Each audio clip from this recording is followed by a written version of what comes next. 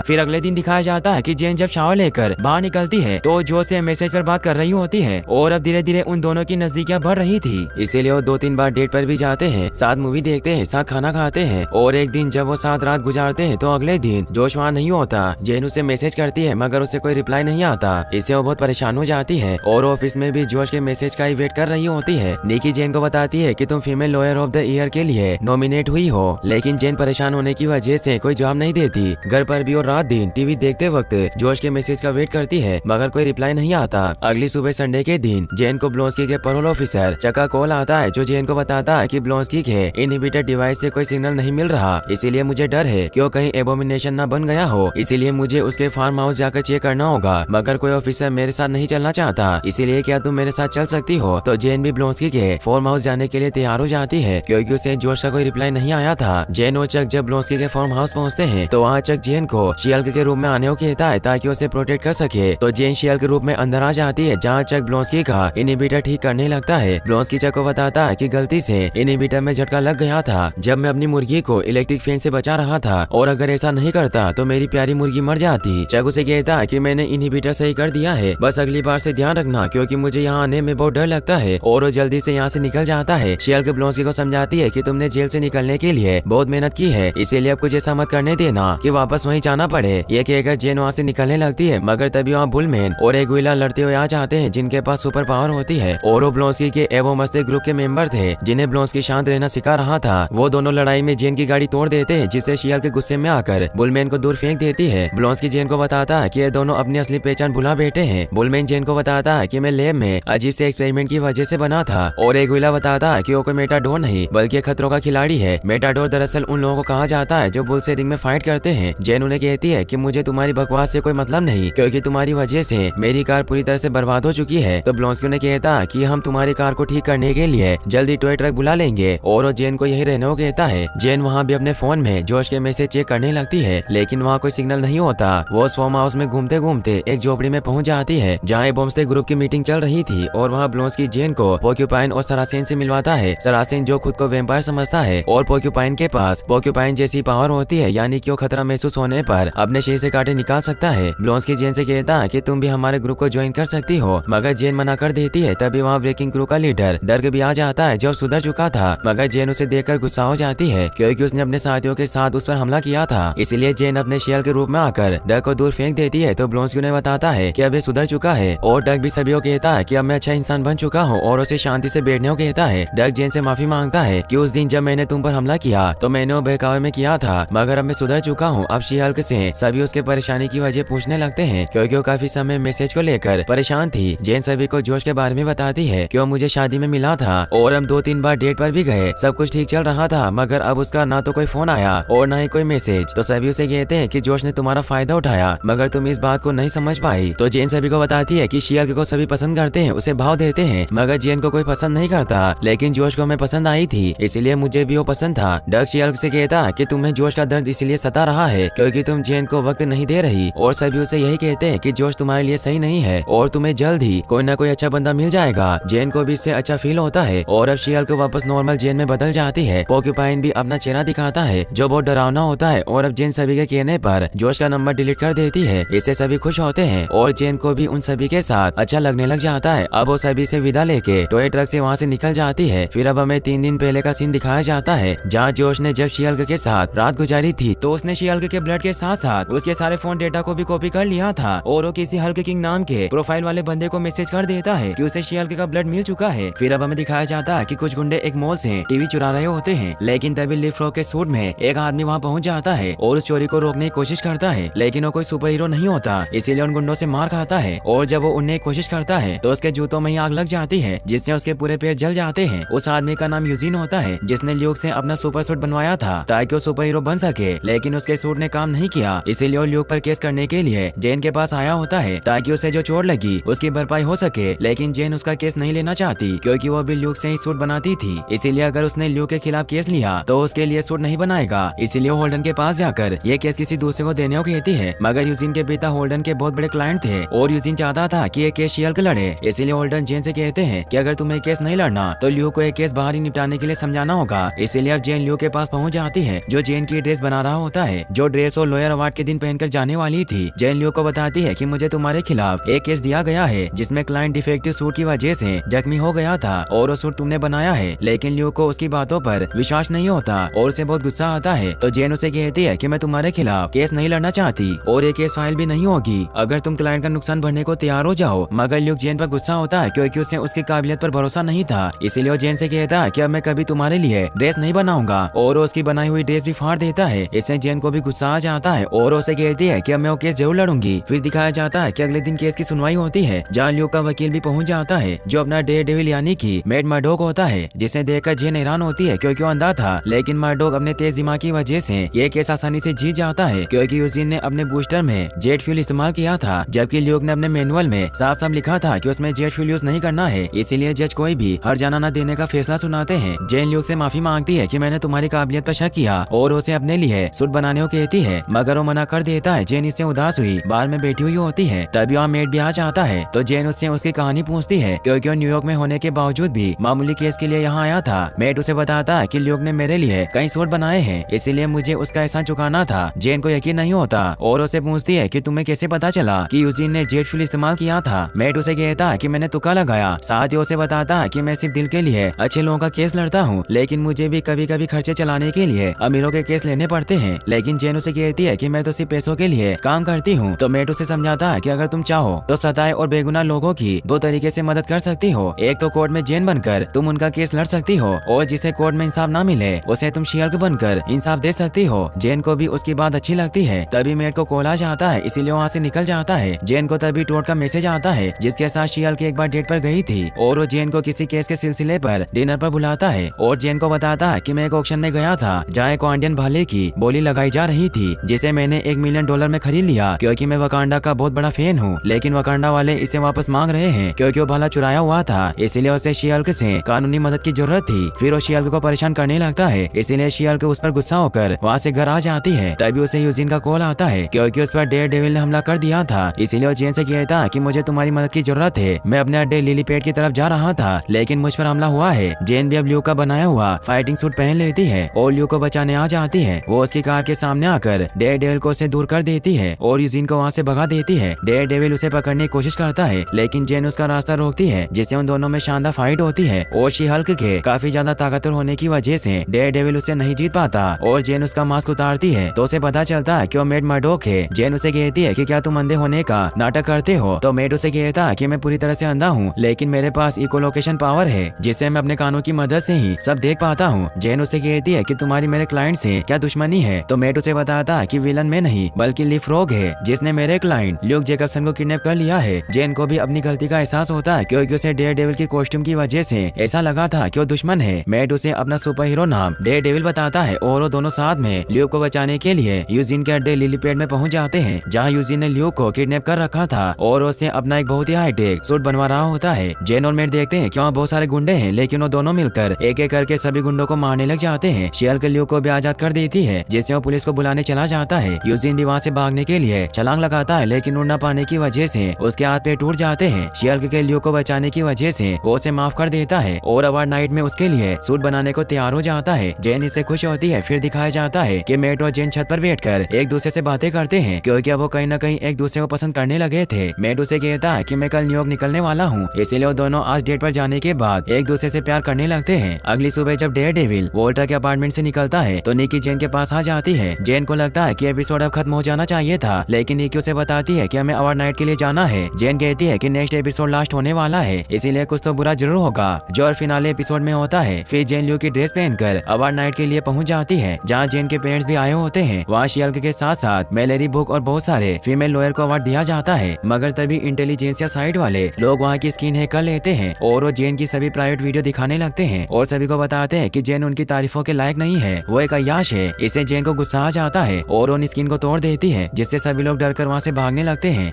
जेन काफी दुखी होती है और उसे वहाँ इंटेलिजेंसिया के लोग भी दिखाई देते हैं जिन्हें वो पकड़कर मारने लगती है, मगर तभी डैमेज कंट्रोल के लोग आकर जेन को गिरफ्तार कर लेते हैं और अब शी-हल्क के इस बर्ताव की वजह से सभी लोग उसे बुरा मारने लगे थे और सबको लगता है कि वो एक राक्षस है जो कभी भी गुस्से में आ सकती है। शी-हल्क को डैमेज कंट्रोल के हाई सिक्योरिटी जेल में रखा होता है जहाँ पर पहले ब्रोंस्की को रखा हुआ था। जेन के पास पग, निकी और मेलेरी आती है। जेन उनसे पूछती है कि क्या तुम्हें ब्रूस की कोई खबर मिली? तो पग उसे बताता है कि मैंने उससे कांटेक्ट करने की बहुत कोशिश की, लेकिन उसका कोई अता पता नहीं है। जेन अपने दोस्तों को कहती है कि हमें उन सभी लोगों का पता लगाना होगा जिनके पास मेरी प्राइवेट इन्फॉर्मेशन है, क्योंकि मैं उन्हें सजा दिलवाना चाहती हूँ। तो मलेरी उसे कहती है कि वो लोग मुद्दा नहीं है, हमें तुम्हारा केस डिस्कस करना है। जेन उसे कहती है कि उन लोगों ने मुझे फंसाया है, उनकी वजह से मुझे गुस्सा आया। मलेरी उसे समझाती है कि तुम्हें खुद पर काबू रखना चाहिए था, क्योंकि तुम कोई आम इंसान नहीं बल्कि हल्क हो, और अब सैकड़ों लोग इस बात को जान चुके हैं कि तुम्हारा गुस्सा कितना खतरनाक है। फिर वो कहती है कि अगर तुम शर्तें मान लो तो हम डिस्ट्रिक्ट अटॉर्नी से तुम्हारी सजा कम करवा सकते हैं। जेन शर्तें मान लेती है और अब शर्त के मुताबिक उसके शियल्क बनने पर रोक लगाई जाती है, इसीलिए उसे इनहिबिटर पहना दिया जाता है। जेन को अपने जॉब से भी निकाल दिया जाता है, इसीलिए अपने मॉम डैड के पास आ जाती है। वो काफी परेशान होती है क्योंकि मीडिया वाले उसे अजीब तरह के सवाल पूछकर तंग कर रहे थे, इसीलिए जेन के डैड उन्हें वहाँ से भगा देते हैं। जेन किसी भी हाल में इंटेलिजेंसिया के लोगों को सजा दिलवाना चाहती थी, इसीलिए वो निकी को भी घर पर बुला लेती है। निकी जेन को बताती है कि इंटेलिजेंसिया के लोगों को ढूंढना आसान नहीं होगा, बस मुझे इतना पता है कि इंटेलिजेंसिया साइट का एडमिन कोई हल्क किंग नाम का बंदा है, लेकिन मैं कुछ ज्यादा पता नहीं कर पाई क्योंकि साइट की सिक्योरिटी बहुत टाइट है। जेन उसे कहती है कि मेरे पास इंटेलिजेंसिया पर केस करने का कोई सबूत नहीं है। तो निकी उसे आइडिया देती है कि इंटेलिजेंसिया कुछ बेवकूफ लोगों का अड्डा है, इसीलिए जब उनमें से कोई भी गलती करेगा तो हम उसे बेनकाब कर देंगे। जेन की मॉम भी वहाँ जाती है जो निकी के लिए खाना पे करती है, साथ ही निकी को जेन का फनी वीडियो भी दिखाती है जो उसने लो स्कूल के वक्त शूट की थी। जेन अपनी मॉम को ये सब बताने से मना करती है, लेकिन वो निकी को वो वीडियो सेंड कर देती है। जेन अब काफी दुखी होती है क्योंकि अब शी हल्क नहीं बन सकती। जेन हल्क से बात करने के लिए उसे मैसेज करती है, लेकिन उसे कोई कांटेक्ट नहीं हो पाता, इसीलिए वो ब्लोंस्की से बात करती है, लेकिन उससे भी कोई कांटेक्ट नहीं होता, इसीलिए उससे मिलने जाने का डिसाइड करती है। वही निकी जेन की उस कॉलेज की फनी वीडियो को इंटेलिजेंसिया साइट पर अपलोड कर देती है, क्योंकि उसे लगता है कि जेन की प्राइवेट वीडियो अपलोड करने से वो इंटेलिजेंसिया के लोगों तक पहुंच सकती है। और होता भी ऐसा ही है, क्योंकि उसे उस वीडियो की वजह से हल्क किंग का मैसेज आता है और उसे पार्टी में बुलाता है। वही जेन ब्लोंस्की के फार्म हाउस में पहुंच जाती है, मगर वहाँ ब्लोंस्की नहीं होता। वहाँ वो डग से मिलती है। जेन उसे कहती है कि क्या मैं कुछ दिनों के लिए यहाँ रुक सकती हूँ, तो डग उसे बताता है कि तुम यहाँ रुक सकती हो और वो गेस्ट रूम में उसके रहने का इंतजाम कर देता है। वही निकी पक के साथ उस जगह पर पहुंच जाती है जहाँ इंटेलिजेंसिया की पार्टी चल रही थी। निकी पक को कहती है कि तुम्हें अंदर जाकर इंटेलिजेंसिया के खिलाफ सबूत हासिल करने होंगे और मैं ईयरबड्स के थ्रू तुमसे बात करती रहूंगी। तो पक उसे कहता है कि ईयरबड्स से उन्हें मुझ पर शक हो सकता है। तो निकी बताती है कि अभी ईयरबड्स का ही जमाना है, तो हिम्मत करके अंदर चला जाता है जहाँ उसे टोड भी नजर आ जाता है, जिसे देखकर वो हैरान होता है। टोड उसे कहता है कि मैं भी जानता था कि तुम शी-हल्क से नफरत करते हो, जिससे अब पक भी शी-हल्क की बुराई करने लगता है ताकि वो टोड को विश्वास दिला सके। और वो बातों ही बातों में उससे पूछता है कि तुम इंटेलिजेंसिया के साथ कैसे जुड़े। तो टोड उसे बताता है कि मैंने इंटेलिजेंसिया बनाई है और मैं ही हल्क किंग हूँ। ये सुनते ही पक के होश उड़ जाते हैं और अब निकी का कॉल भी कट जाता है, जिससे वो परेशान हो जाती है। टोड सभी को कहता है कि हमने दुनिया को विश्वास दिलाया कि हम मामूली नहीं है और हम दुनिया के सामने शी-हल्क की सच्चाई लेकर आए। वहीं जेन डग से ब्लोंस्की के बारे में पूछती है, तो डग बताता है कि वो नीचे लॉज में है जहाँ अभी कोई प्राइवेट मीटिंग चल रही है। तो जेन भी वहाँ जाने के लिए निकल जाती है। वहीं टोड नीचे लॉज में अपने स्पेशल गेस्ट को बुलाता है जो और कोई नहीं बल्कि एबोमिनेशन यानी कि ब्लोंस्की होता है। और ये पार्टी और कहीं नहीं बल्कि ब्लोंस्की के फार्म हाउस पर ही चल रही थी। ब्लोंस्की अपने एबोमिनेशन रूप में होता है, जिसे देखकर पग हैरान हो जाता है। ब्लोंस्की ने कुछ पैसों के लिए ये पार्टी यहाँ ऑर्गेनाइज की थी और वो यहाँ एक लाइफ कोच बनकर आया था और वो सभी का हौसला बढ़ाने लगता है। तभी जेन भी वहाँ पहुँच जाती है और वो ब्लोंस्की को इस रूप में देखकर हैरान होती है। जेन को देखते ही ब्लोंस्की अपने नॉर्मल रूप में आ जाता है और वो जेन को बताता है कि मैं एबोमिनेशन पैसों के लिए बना था। तभी निकी भी वहाँ जाती है और पग और निकी जेन को बताते हैं कि इंटेलिजेंसिया साइट किसी और ने नहीं बल्कि टोड ने बनाई थी और वही हल्क किंग है। टोड जेन को बताता है कि जोश को मैंने ही तुम्हारे पीछे भेजा था ताकि वो तुम्हें पटाकर तुम्हारा खून चुरा सके और मेरी टीम ने तुम्हारे खून को सिंथेसाइज कर लिया है ताकि इससे मुझे तुम्हारी वो पावर मिल जाए जिसके लायक तुम कभी नहीं थी, यानी कि मुझे सुपर पावर तुम्हारी तरह भीख में नहीं मिली, मैंने खुद हासिल की। और वो सुपर हल्क सीरम को अपने शरीर में इंजेक्ट कर लेता है। जेन को भी कुछ समझ नहीं आता और अब उस सीरम के असर से टोड भी हल्क की तरह पावरफुल बन जाता है। तभी वहाँ टाइटेनिया भी आ जाती है। टोड जेन पर हमला करने लगता है लेकिन ब्लोंस्की उसे प्रोटेक्ट करता है। जेन को कुछ समझ नहीं आता और अब ब्रूस यानी कि हल्क भी वहाँ पर आ जाता है और उसे लगता है कि ब्लोंस्की जेन को नुकसान पहुंचा रहा है, इसीलिए उस पर हमला करने लगता है। जेन को समझ नहीं आता कि आखिर इतनी बेकार एपिसोड की एंडिंग कैसे हो सकती है और ये सारी स्टोरी लाइन बेमतलब है, इसीलिए अब वो शी-हल्क बनकर डिज्नी की दुनिया में पहुंच जाती है जहाँ असेंबल्ड पोस्टर की मदद से मार्वल स्टूडियो में पहुंचकर शी-हल्क प्रोडक्शन डिपार्टमेंट में जाती है जहाँ सभी राइटर शी-हल्क के फिनाले एपिसोड के बारे में डिस्कस कर रहे होते हैं। जेन उन सभी से कहती है कि तुमने किस तरह का घटिया फिनाले एपिसोड लिखा है। तो राइटर से कहते हैं कि हमें लगा कि एपिसोड धूम मचा देगा जैसा किसी ने सोचा भी नहीं होगा।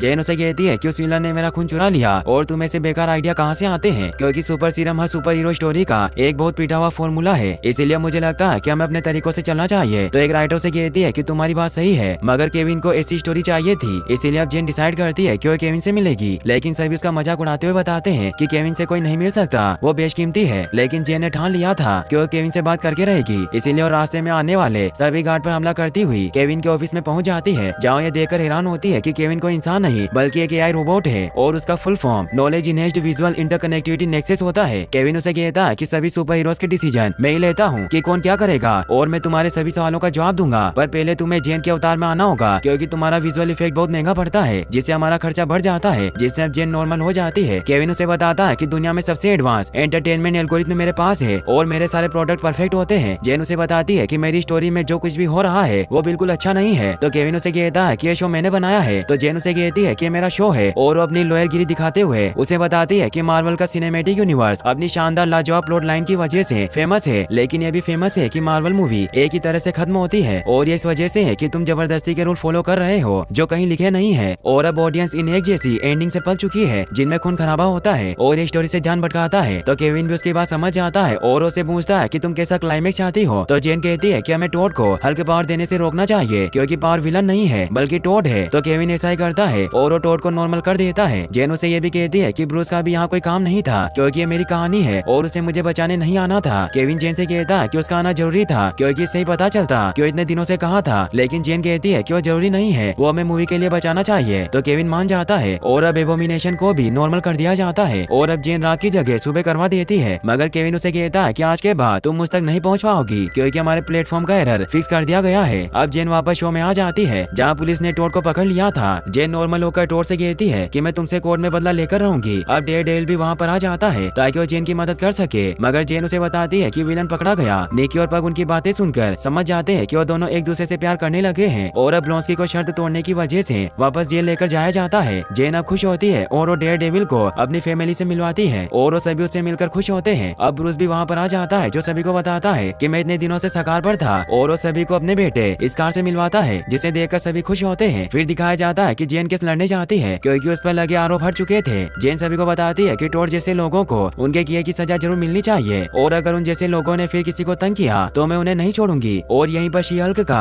ये फर्स्ट सीजन यहीं पर एंड हो जाता है। फिर हमें इसके पोस्ट क्रेडिट सीन को दिखाया जाता है जहाँ वोंग ब्लॉन्स्की से जेल में मिलने आता है क्योंकि ब्लॉन्स्की ने उसे बुलाया था क्योंकि उसके साथ कामरता जाना चाहता है, इसीलिए ब्लॉन्स्की अपना सारा सामान लेकर वोंग के साथ कामरता चला जाता है और यहीं पर एपिसोड फाइनली एंड हो जाता है।